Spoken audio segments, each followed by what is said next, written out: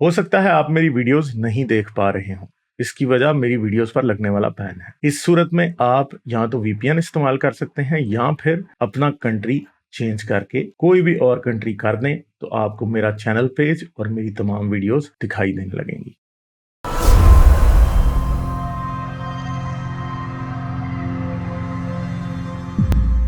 अच्छा जी, जाहिद मुश्ताक साहब हैं जी। Hello hello. जाहिद साहब, वालेकुम। कैसे हैं आप? जी ठीक है, आप ठीक है? जबरदस्त। आप सुनाएं।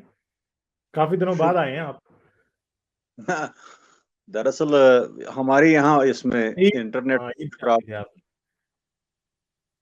हेलो, आप चलो सुन ईद रहे हैं मुझे? मुबारक। ईद मुबारक। आज मेरे ख्याल तीसरा दिन है आज ईद का ना। आज चौथा दिन है। चौथा दिन है। अच्छा। अच्छा। ये मुझे आपसे ये कन्फर्म करना था। कम्युनिस्ट फिलॉसफी आपने पूरी पढ़ी होगी, आपको उसमें नहीं, पूरी मैंने नहीं नज़र। पढ़ी जी। आपने नहीं पढ़ी है? नहीं, कम्युनिस्ट फिलॉसफी मैंने नहीं पढ़ी। तो कम्युनिस्ट फिलॉसफी में भी खुदा का तस्वुर नहीं है। कम्युनिस्ट फिलॉसफी में खुदा का तस्वर नहीं है। अच्छा, चलें, ठीक है। और एथिज्म में भी ये जो फिलॉसफी है, इसमें भी खुदा का तस्वुर नहीं है। तो अच्छा, इन दो के बारे में, ये जो दो फिलॉसफीज है, इनके मगर बारे में फर्क। एथीज्म को फिलॉसफी नहीं है ना। एथीज्म तो एक लॉजिकल कंक्लूजन है, फिलॉसफी नहीं है। तो कम्युनिज्म में भी ये जो खुदा का तस्वुर है, ये भी तो एक सोच है कि खुदा को इसमें हुकूमत से बाहर कर दीजिए। तो मुझे ये मालूम करना था कि क्या एथिज्म और कम्युनिस्ट ये जो सिस्टम है, इसमें कोई कॉमन चीज है? एथीज्म और देखें, एथीज्म एथीज्म में कितनी सी चीज है कि हम खुदा और मजहब को नहीं मानते, बस।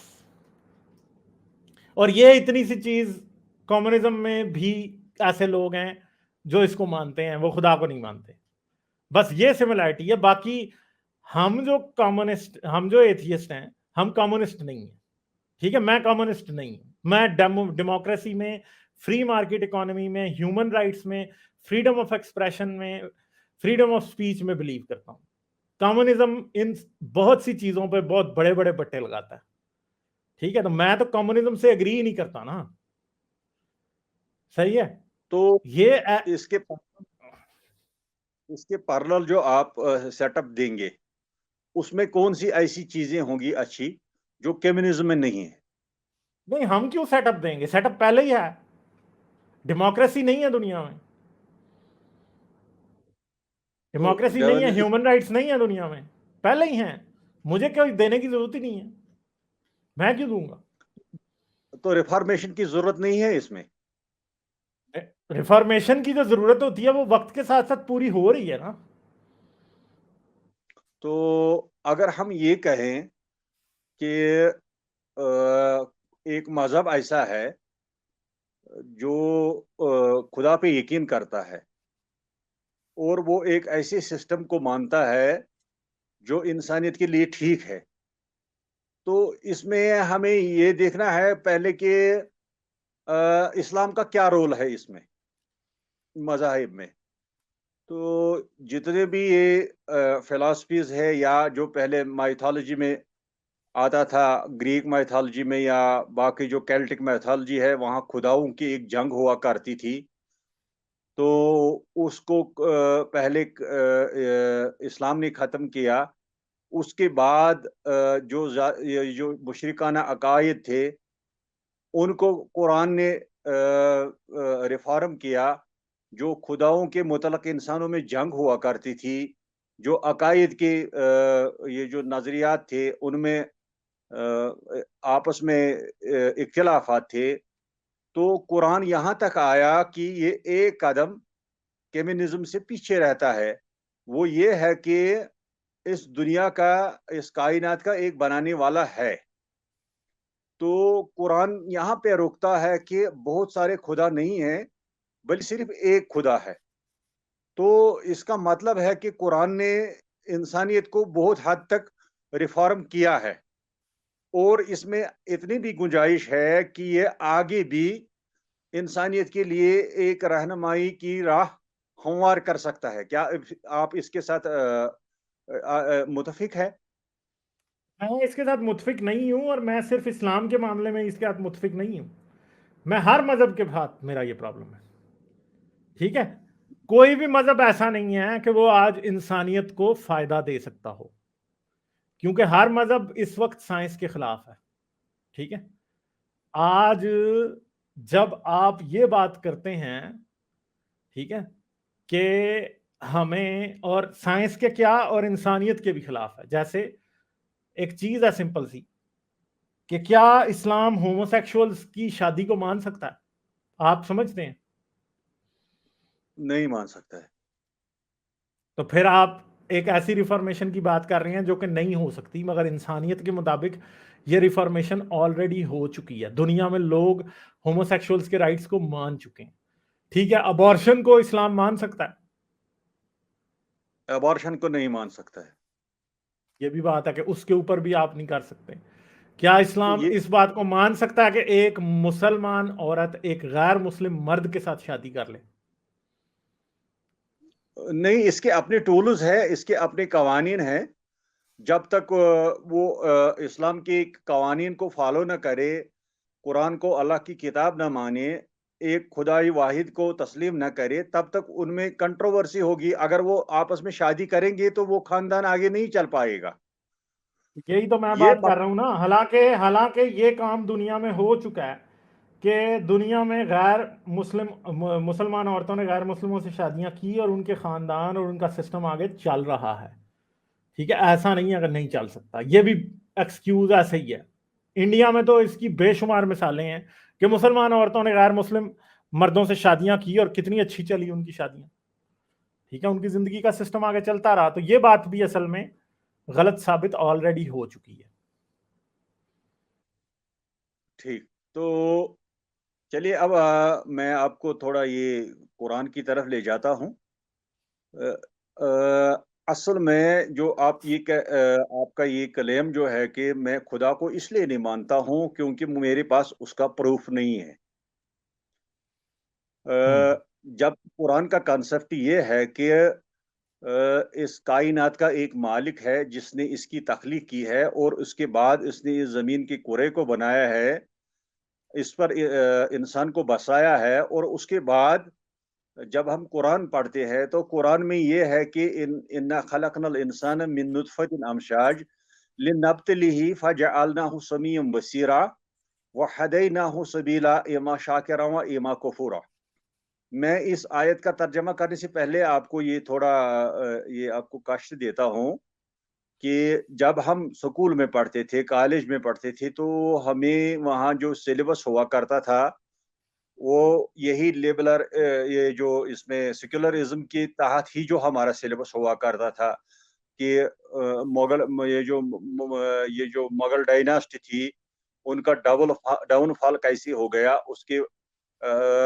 उसकी वजूहात क्या थी, और जो हुकूमतें बहुत देर तक चली, जो मजबूत रहीं, उनके कारनामे क्या थे और उनका सिस्टम क्या था। तो उसमें हम ये पढ़ा करते थे कि अ, मज़हब की बुनियादों पे इंसानों में तफ़र्रुक़ था।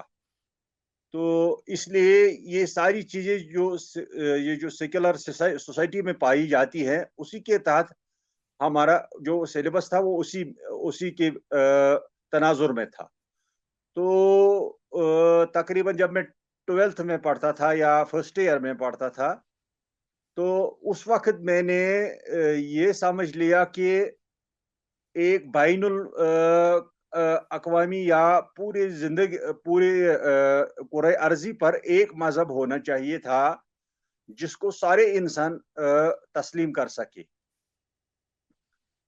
तो यहाँ बात आती है कि खुदा का वजूद हम कैसे मान ले, क्योंकि अल्लाह ताला हमारे सामने नहीं है, ना उसको किसी ने देखा है। जब हम इब्राहिमी मज़ाहिब का मुताला करते हैं तो उसमें हमें ये पता चलता है कि जो यहूदी है, जो नसरानी है, जो मुसलमान है, जो हज़रत इब्राहिम के फॉलोवर्स है, जो उनको अपनी जद अमजद मानते हैं, और उसने जो खुदा का तस्वुर दिया है, जब मैं कुरान को पढ़ता हूँ, तो वहाँ मैंने देखा कि इब्राहिम अलैहिस्सलातु वस्सलाम उन्होंने अपनी ज़िंदगी का जो उन्होंने अपने मज़हब की जो अपने खुदा को जो उन्होंने तलाश किया था, वो एक एग्नोस्टिक टाइप का था कि उसने पहले चाँद को देखा, उसने कहा ये मेरा खुदा है। फिर सूरज को देखा, उसने कहा नहीं यही खुदा हो सकता है। जब वो डूब गया तो उसने कहा अब तारे हैं मेरे खुदा है। जब वो डूब गए तो उसने कहा कि नहीं, ये मेरे जो डूबने वाली मुद्दे चीज़ें पे हैं। आए जल्दी, काफी लंबी बात हो गई है। मैं उस आयत तक पहुँचना चाहता हूँ जो मैंने आपके सामने पढ़ी।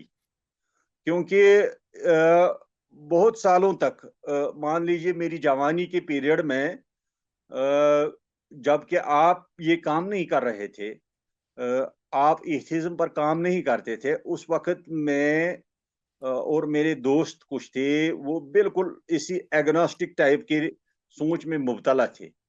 लेकिन जो-जो मैंने कुरान पढ़ा, मैंने ये देखा कि इब्राहिमी मज़ाहिब बुनियादी एक ही ओरिजिन से है, और अंबिया का सिलसिला जो है वो 1,24,000 अफ़राद पर मुश्तमिल है, और उनका एक ही दावा है कि एक खुदाई वाहिद है इस कायनात का मालिक, और उसी ने इंसान को बनाया है। और जहाँ तक उसके रोपोश होने का या उसके ज़ाहिर ना होने का जो मामला है, वो इसलिए है कि मैंने इंसान को इस ज़मीन पर इम्तिहान के लिए भेजा है, और वहदैनाहु सबीला, और उसके सामने मैंने 2 राहें खोल दी है, इमा शाकिरा व इमा कफूरा, कि ये ठीक तरह से रहेगा या ये मेरा कुफ्र करेगा। जल्दी करें तो ना, पॉइंट पे आए, आपका पॉइंट बहुत दूर है अभी तक। मैं पॉइंट पर ही आ रहा हूँ। तो ये चीज़ है कि अगर हम खुदा को तलाशने में ये सवाल बीच में डालें कि नहीं, मैं पहले खुदा को देखूँगा, फिर उसकी मैं बंदगी कर सकता हूँ या फिर मैं उसको मान लूँगा। तो अगर ये ज़ाहिर होगा, खुदा सामने आ जाएगा, जैसे बनी इस्राइल ने कहा था, जैसे यहूदियों ने कहा था, जैसे ईसाइयों ने कहा था, अगर ये अल्लाह ताला ज़मीन पर ज़ाहिर हो जाएगा तो ईमान एक जबर बनता है।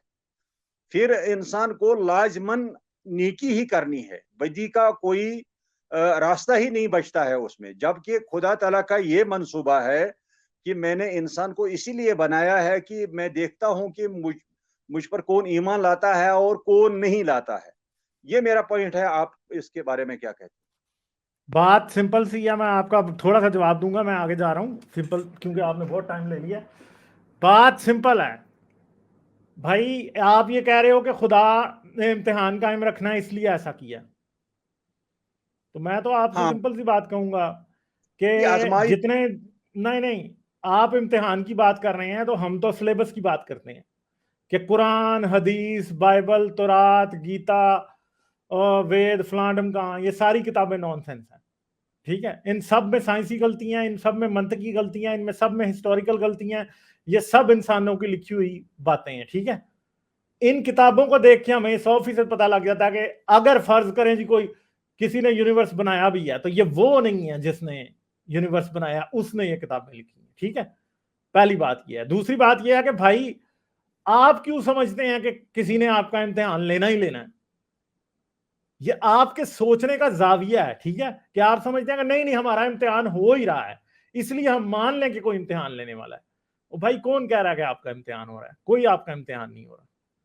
ठीक है, आपका इम्तिहान सिर्फ एक ही है कि आप जिंदगी अच्छी गुजारते हैं कि नहीं गुजारते, और वो आपका इम्तिहान आप खुद ले रहे हैं। ठीक है, ये कोई खुदा आपका इम्तिहान नहीं ले रहा। ठीक है, चले जाहिद साहब, शुक्रिया बहुत, मैं आगे चलता हूँ। ठीक है, सर, मैं थोड़ा आगे चलता हूँ। ये काफी लंबी जितने भी आप तमहीद बांध रहे हैं, यहाँ तो शॉर्ट रखें इसको, बिल्कुल बिल्कुल शॉर्ट शॉर्ट रखें, क्योंकि इधर और इतने लोग हैं। तमहीद लंबी ना तो बांधे, बस पॉइंट पे आए सीधे। ये आपने जितनी तमहीद बांधी है उसका इतना सा जवाब था ये, जितनी आपने बांधी। चलिए ठीक है, आपको अच्छा नहीं लग रहा है। फिर भी मैं नहीं, अच्छा ये कह लगने रहा की बात नहीं है, जब टाइम जाया होता है तो मुझे अच्छा नहीं लगता। मैंने टाइम आपका जाया नहीं किया, मैंने आपको क्योंकि ये इंट्रोडक्शन दिया। बातें आपने 100 बार पहले मेरे साथ की हुई हैं, ये आप सीधे भी पॉइंट पे आ जाते तो इसका जवाब यही होना था जो अभी मिला है आपको, इससे ज्यादा नहीं होना था। अगर आप जल्दी बात कर सकते हैं तो ठीक है कर लें, नहीं तो फिर आप नेक्स्ट टाइम आ जाना। चलिए ठीक है, ओके। चलें ठीक है, ओके। लाइक, शेयर और सब्सक्राइब करना मत भूलें। इसके साथ साथ आप मेरे चैनल को पेट्रियन पर सपोर्ट कर सकते हैं। पेट्रियन का लिंक वीडियो की डिस्क्रिप्शन में है।